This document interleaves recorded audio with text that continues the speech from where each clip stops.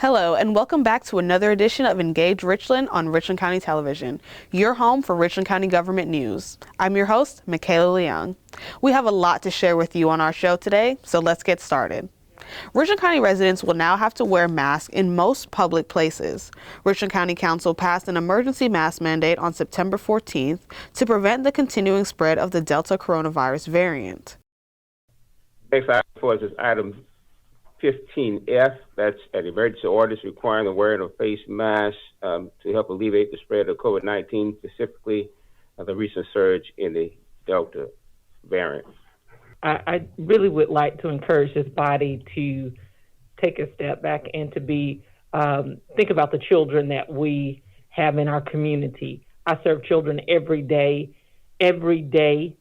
since the first day of school. We have had children going home because they are testing positive for COVID and or coming in contact with someone who has.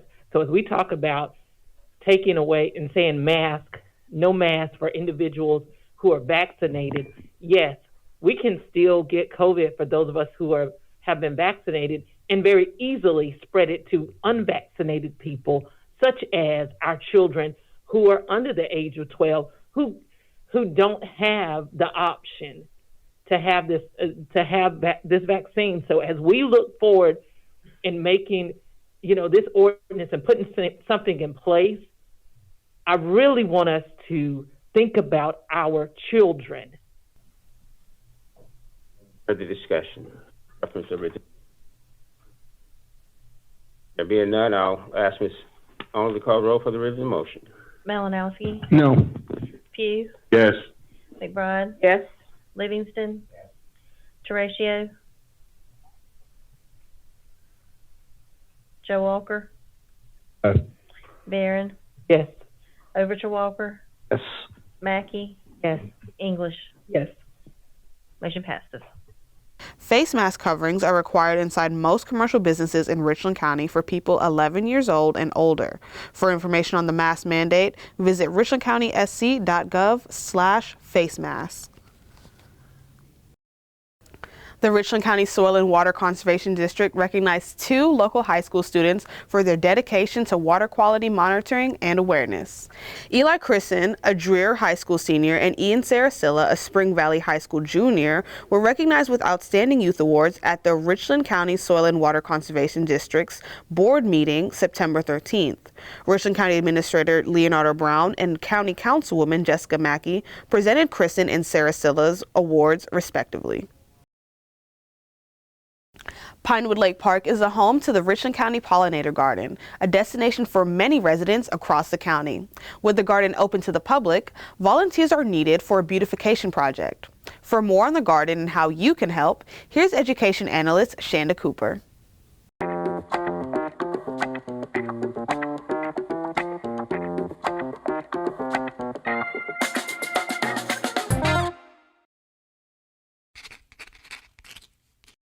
Hi, I'm Chanda Cooper with the Richland Soil and Water Conservation District and the Richland County Conservation Division.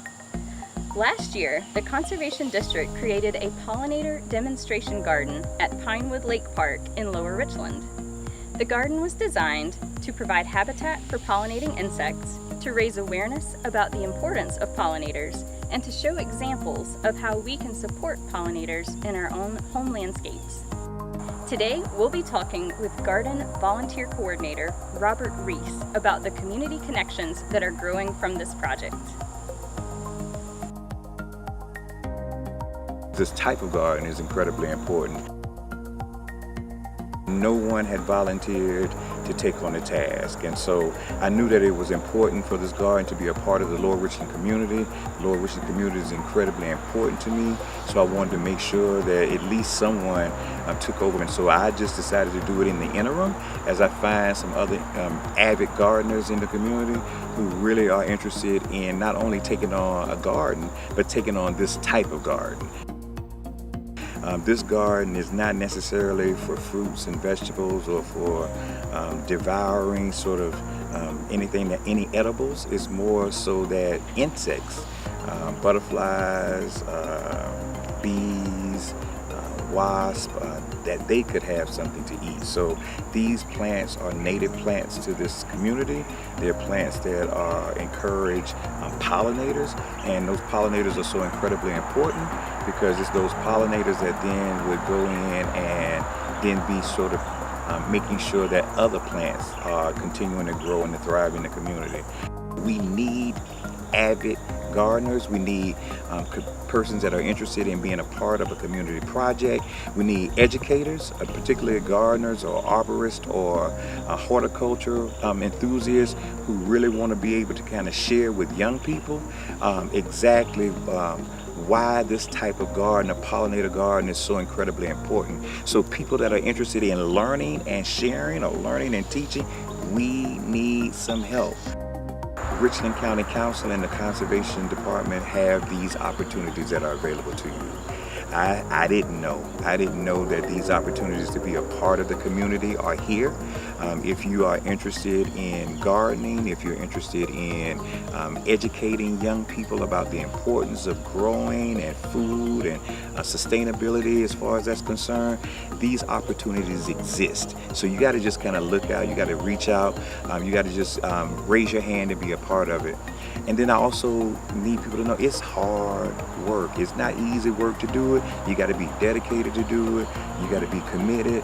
And then also it's a part of a community project, a community development project, so that this one thing kind of leads to taking advantage of building partnerships and building collaborations with others throughout the community. So it helps you to grow from this community garden to maybe another project that we're working on, to sort of advocating for clean water and nice watersheds in the community, to really figuring out how much the ecology or the ecosystem is an important piece of the puzzle that we live in. And then this is just one aspect of it, but it gives you an opportunity to take this aspect and then to grow this thing from this point forward. The Pollinator Demonstration Garden is located at Pinewood Lake Park off Old Garner's Ferry Road in Lower Richland, and it's open daily from dawn until dusk. You can find a plant list and more watch and learn videos on our website at richlandcountysc.gov/buzzandblooms. County Councilwoman Cheryl English of District 10 hosted 2 vaccine events in Lower Richland. The first event took place on August 27th, where attendees could get the COVID-19 vaccine and take advantage of other services. The free event also included a school supply giveaway and voter registration opportunities. After a great turnout, English held a second event on September 18th, where attendees were once again able to receive the COVID-19 vaccination. To keep up with the latest news happenings with Richland County government, sign up for the Richland County Weekly Review. Visit our website at richlandcountysc.gov, scroll to the bottom of the page, and type in your email address to receive the review every Friday. You can watch repeats of the most recent Engage Richland show on RCTV between 11 a.m. and 8 p.m. each day, or watch anytime on the county's Facebook and YouTube pages. To give us feedback or share ideas for upcoming shows, email pio@richlandcountysc.gov.